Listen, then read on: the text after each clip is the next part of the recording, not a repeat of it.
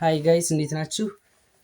ዛሬ ደግሞ እናንተ ሶስት ማወቅ ያለባችሁ ኢነርጂያችሁን በፐርሰንት አድርጌላችኋለሁ። እንደውም በደንብ እንዲገባችሁ በፐርሰንት የሚጨምሩላችሁ ማለት በእጥፍ የሚጨምሩላችሁን ሶስት አሪፍ እናንተ በአካባቢያችሁ የምታገኟቸው ሰፕሊመንት ሰፕሊመንት ባንላቸውም ሰብስተንስ ብላችሁ ብቻ ንጥረ ነገሮችን አምጥቼላችኋለሁኝ።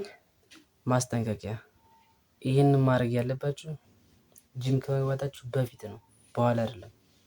ሶስተኛ ሬስት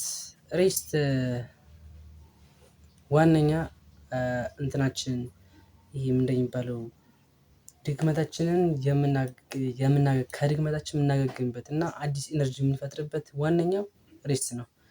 ያም ሻወር መታጠብ እና እንቅልፍ ማለት መተኛት፣ እንቅልፍ አልኩኝ መተኛት ይጠቀሳሉ። እነዛን ማድረግ አለባችሁ። ስፖርት ከመግባታችሁ በፊት ነው የምተኙት። ደግሞ ከዛ በኋላ ስንት ሰዓት ነው መተኛት ያለባችሁ? ከ7 እስከ 8 ሰዓት ማለት ለሊት 7 ሰዓት ተኙ ማለት ሳይሆን የፈለኩት ከ7 እስከ 8 የተኛችሁበት ሰዓት 7 ሰዓት ወይም 8 ሰዓት መሙላት አለበት ግዴታ። ያን ያክል ሰዓት ካልተኛችሁ ትክክለኛ ጤንነት ላይ አትሆኑም ማለት ነው። በስርዓት ኤክሰርሳይዝ መስራት አትችሉም። ኦኬ። ሁለተኛ ደግሞ ውሃ ነው። ውሃ የሚገርማችሁ ሬስት 40% ነው። 40% ነው ሰውነታችን ኃይል የሚሰጠው። ዋተር ደግሞ ስንት ነው? 50%። ኦኬ። ውሃና ሬስት አንድ ላይ ከሆነ ደግሞ 90% ማለት ነው። በቀን እስከ 2 ሊትር የሚል ሰምቻለሁኝ። እና ደግሞ በቀን ደግሞ በብርጭቆ እስከ 8 ብርጭቆ ይላል። ኮች ቤን ታምራት ኮች ቤንቴን ነው የሚለው ብቻ ሰውዬ እንደዛ ይላልና ያን ተከተሉ ለማለት ነው። ውሃ በጣም በቃ ምን ልበላችሁ፣ እኔ ራሱ አሁን የሞከርኩት እና ውሃ አልጠጣም በልክ ላይ ስለሆንኩኝ ማለት ውሃ በጣም ስታበዙ ሰውነታችሁ እየቀጠን ይሄዳል፣ ስባችሁ ይጠፋ ይሄዳል። ስለዚህ ደግሞ ያን እንዳይጠፋብኝ ትንሽ ወፈር ማለት ስለፈለግኩኝ አልጠጣም ነበር። እና አሁን እንደምንም ብዬ ምግብን ለማስተካከል እየሞከርኩ ነው።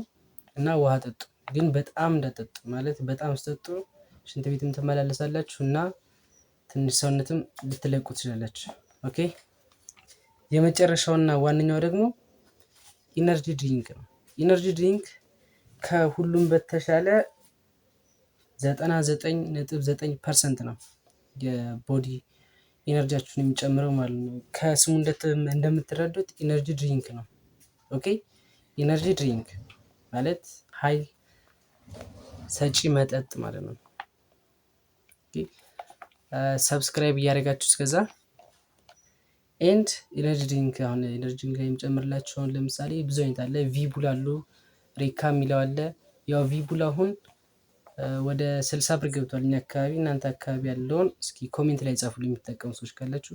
እና ይሄንን መጠቀም ምን ጉዳት ያመጣል፣ ምን ጥቅም አለው የሚለውን ቪዲዮ ሰርች የላችኋለሁ፣ ገብታችሁ ማየት ትችላላችሁ። የኔ ፔጅ ላይ ከታች ማስተር ጂም ኢትናይን የምትለዋን ንቋት። ከዛ በኋላ አላችሁ የኢነርጂ ድሪንክ ጠቀሜታና ጉዳት የሚል ቪዲዮ አለ፣ ያ ማየት ትችላላችሁ። በትንሽ ነግራችሁ አጠቃቀሙ በቀዝቃዛ ውሃ ማለት 1 ብርጭቆ ቀዝቃዛ ውሃ ታረጉበትና እዛ ላይ ሙሉ ላይ ማለት ነው። ከዛ ግማሽ ላይ ያደርጋችሁ እንደ መጠናችሁ መጠቀም ትችላላችሁ። ጉዳትና ጥቅሙን ግን በደንብ የኔን ቪዲዮ ገብታችሁ ብታዩት እኔ ደስ ይለኛል፣ ለራሳችሁ ማለት ነው። ኦኬ። ይሄ ቪዲዮ ከጠቀማችሁ ምን ማድረግ አለባችሁ? ላይክ እና ሰብስክራይብ። ኦኬ። ባይ ባይ። ቴንክ ዩ